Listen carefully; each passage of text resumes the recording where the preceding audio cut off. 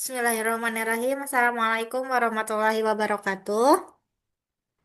Waalaikumsalam warahmatullahi. Robi sholli sodri wa yassirli amri wahlul uqdatam min lisani yafqahu qawli ya fatah ya alim. Teman-teman, kami dari kelompok 7, terutama yang terhormat dosen pengampu mata kuliah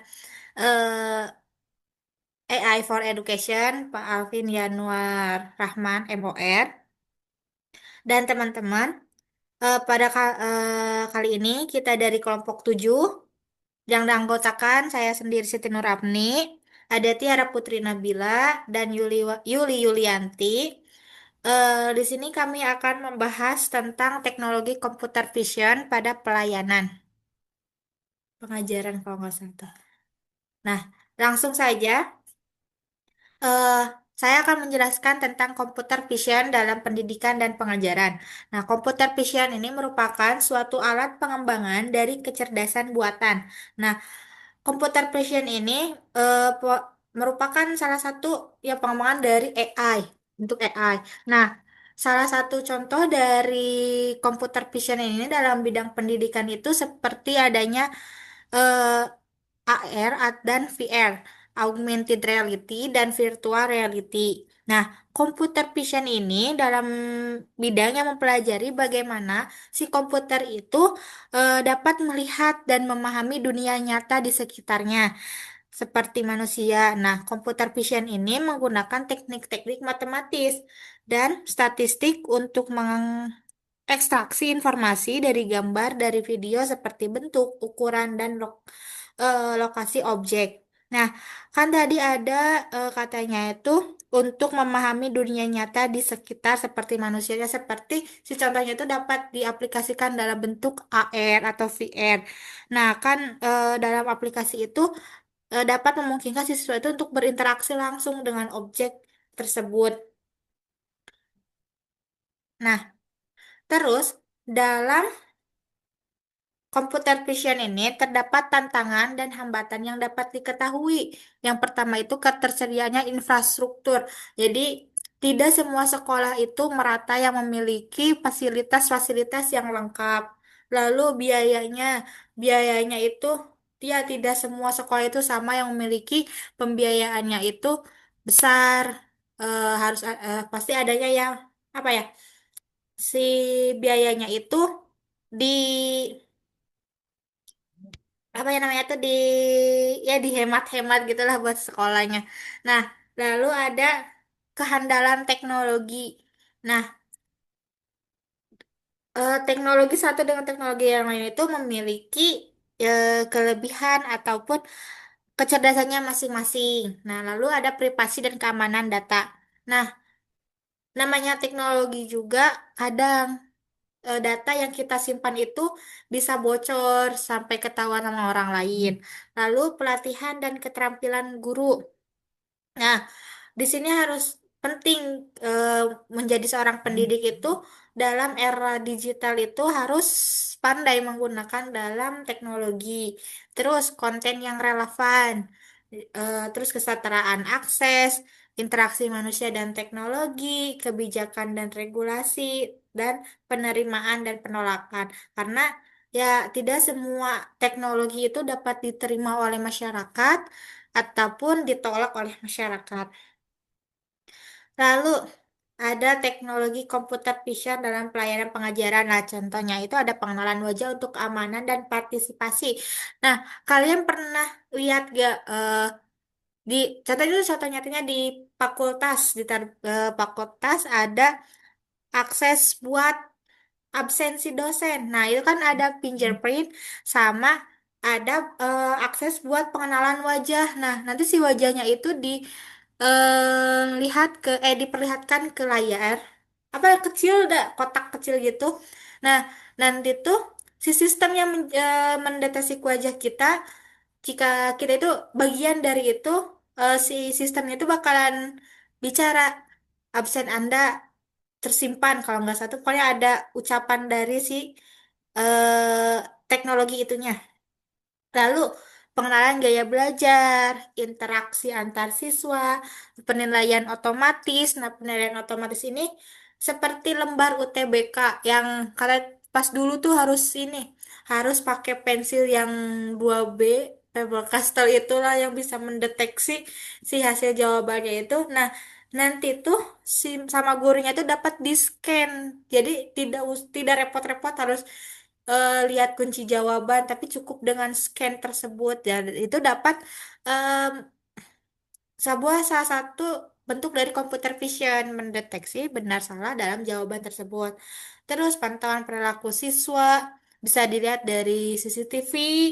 Terus ya tadi yang saya sebutkan ada reality augmented, terus penelitian dan analisis, penyaringan konten yang tidak pantas, terus pengenalan tulisan tangan, penilaian objek dan visualisasi, dan yang terakhir ada umpan balik interaktif.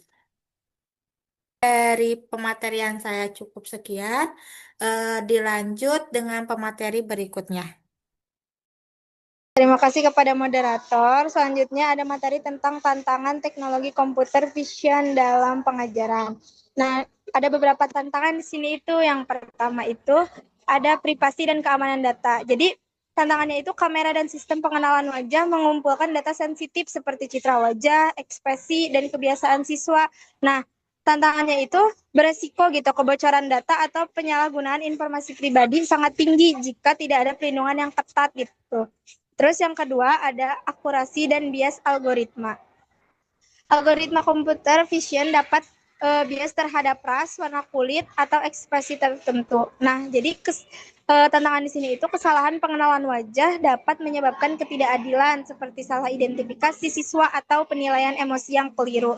Jadi kan kalau misalnya eh, menggunakan wajah gitu ya, kan ada yang suka berbeda ras dan suku gitu. Nah, itu tuh beresiko untuk eh, menyebabkan ketidakadilan seperti contohnya salah identifikasi siswa atau penilaiannya yang keliru. Nah, terus yang selanjutnya ada ketergantungan teknologi. Guru dan siswa dapat menjadi terlalu bergantung pada sistem otomatis karena adanya si teknologi itu si guru dan siswa itu jadi bergantung gitu pada si teknologi itu sehingga interaksi antara guru dan siswa yang secara langsungnya itu jadi berkurang dikarenakan adanya teknologi itu. Nah, pembelajarannya itu bisa kehilangan aspek empati dan komunikasi personal yang penting. Jadi ketergantungan pada teknologi kan ya, jadi si guru dan siswa itu jadi jarang untuk berkomunikasi gitu. Terus yang selanjutnya ada biaya dan infrastruktur. Penerapan sistem berbasis komputer vision memerlukan kamera, jaringan kuat, serta perangkat lunak berlisensi. Nah, jadi kan nggak semua orang, nggak semua sekolah itu ada yang seperti itu, ada fasilitas itu. Ada juga sih sekolah di daerah yang keterbatasan fasilitas itu. Nah, itu tuh bisa menyebabkan ketertinggalan dalam akses teknologi ini. Tuh. Lanjut, Apni.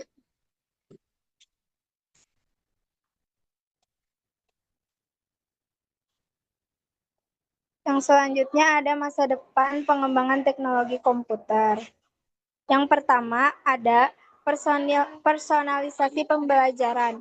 Jadi, di masa depan itu, computer vision akan mampu menyesuaikan gaya belajar setiap siswa berdasarkan ekspresi wajah, gerakan tubuh, dan tingkat perhatian. Nah, sistem ini itu akan secara otomatis memberikan materi yang sesuai dengan kemampuan dan minat siswa. Terus, yang kedua ada kelas pintar atau bisa kita sebut smart classroom ya. Nah, teknologi ini itu akan menjadi bagian dari konsep kelas pintar, di mana kamera dan sensor mampu memantau aktivitas kelas secara real time. Nah, jadi guru itu dapat memperoleh data analitik ya mengenal partisipasi, interaksi dan tingkat keterlibatan siswa. Terus yang selanjutnya ada pembelajaran berbasis virtual reality dan augmented reality. Jadi computer vision akan menjadi dasar dalam pengembangan pembelajaran berbasis realitas virtual dan augmentasi visual.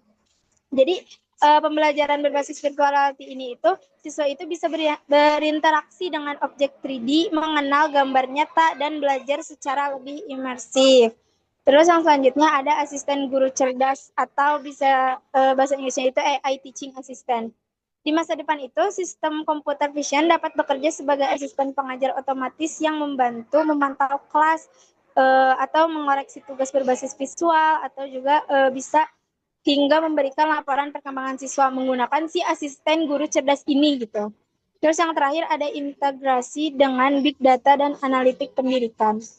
Jadi integrasi dengan big data dan analitik pendidikan ini itu kombinasi antara computer vision dan big data akan membantu sekolah mengenal perilaku belajar secara lebih akurat, mendukung kebijakan pendidikan yang berbasis data. Jadi eh, AI integrasi dengan big data dan analitik pendidikan ini itu kombinasi ya, perpaduan antara big data dan analitik pendidikan gitu. Jadi kombinasi antara computer vision dan big data ini tuh akan membantu sekolah menganalisis perilaku belajar si siswa itu secara lebih akurat seperti itu. Eh, Sekian materi yang bisa saya sampaikan. Saya kembalikan kepada moderator. Baik, terima kasih kepada yang telah menyampaikan atau menjelaskan materi tadi. Baik, selanjutnya itu ada pemanfaatan kecerdasan buatan dalam pengajaran. Yang pertama ada pembelajaran yang dipersonalisasi. Yang kedua penilaian otomatis dan adaptif. Yang ketiga pendeteksian emosi dan atensi siswa. Dan yang keempat asisten virtual untuk guru dan siswa. Yang pertama pembelajaran yang dipersonalisasi. Ya, artinya AI itu bisa disesuaikan ya atau menyesuaikan materi sesuai kemampuan tiap siswanya. Nah, dengan computer vision ini, sistem itu bisa membaca ekspresi wajah. Misalnya, kalau siswa itu kelihatan bingung atau tampak bingung gitu ya. Nah, sistemnya itu akan menjelaskan ulang gitu dengan cara yang lebih mudah gitu. Yang kedua, penilaian otomatis dan adaptif. AI di sini itu dapat menilai gitu ya tulisan tangan, terus gambar atau proyek siswa secara otomatis dan adil gitu sehingga bisa menghemat waktu guru dan mengurangi bias manusia gitu. Yang ketiga pendeteksian emosi dan atensi siswa yang artinya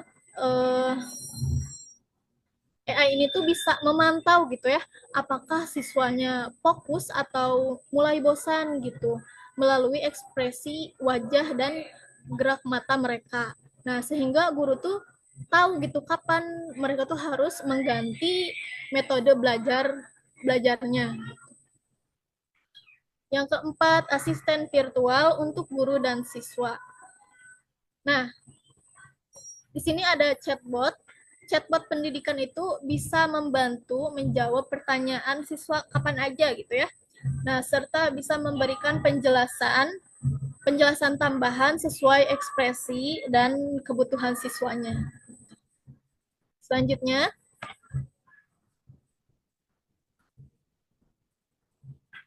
yang selanjutnya ada potensi pengembangan dan inovasi lanjutan.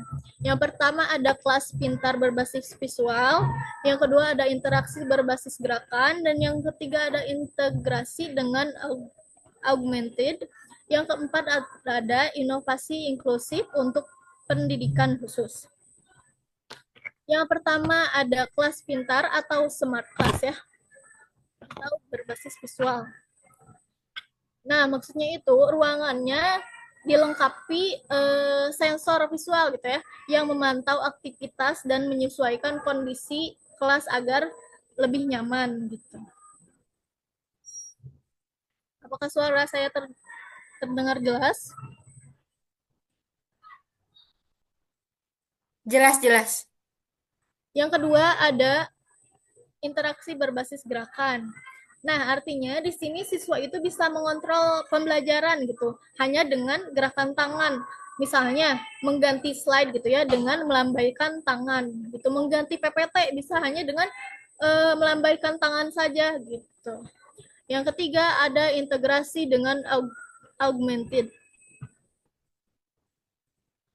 Nah, di sini siswa itu bisa belajar secara 3D gitu dan interaktif. seperti melihat organ tubuh gitu, seperti melihat organ tubuh manusia secara langsung gitu berbentuk visual ya. Yang keempat ada inovasi inklusif untuk pendidikan khusus. Nah, kalau di sini teknologi itu bisa membantu siswa yang berkebutuhan khusus ya atau disabilitas gitu. Seperti bisa menerjemahkan bahasa isyarat atau pembaca teks untuk tunanetra gitu. Baik, yang selanjutnya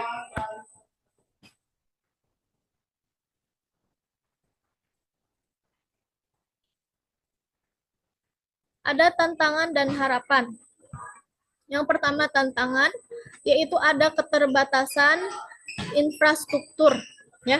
Yang A itu artinya tidak semua sekolah itu punya jaringan internet ya dan perangkatnya itu tidak semua memadai gitu.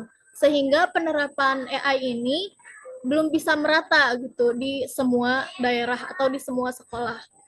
Nah, yang B, kurangnya literasi teknologi bagi guru dan siswa ya. Maksudnya masih banyak guru dan siswa itu yang belum paham cara kerja AI tersebut dan computer vision tersebut ya. Jadi diperlukan pelatihan gitu agar mereka tuh bisa menggunakan AI dengan efektif. Yang C, yang C sebentar. Isu privasi dan etika digital. Nah, di sini itu masalahnya penggunaan kamera di kelas itu menimbulkan resiko penyalahgunaan data pribadi siswa gitu. Karena itu, sebentar.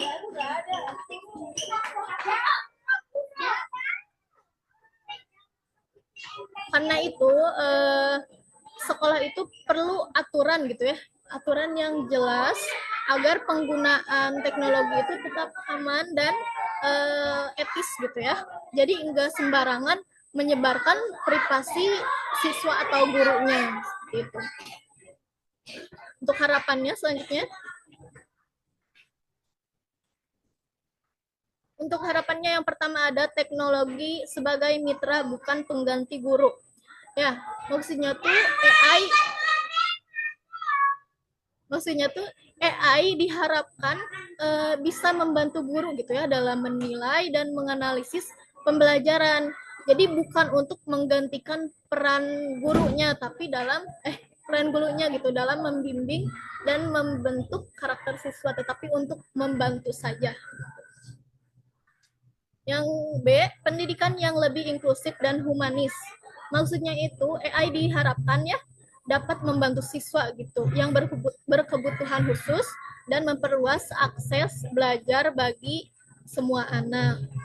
Yang C, peningkatan efisiensi dalam kualitas pengajaran. Nah, di sini AI itu diharapkan bisa membantu guru gitu lebih cepat mengenali kualitas siswa gitu ya dan meningkatkan efektivitas seperti mutu pengajaran seperti itu.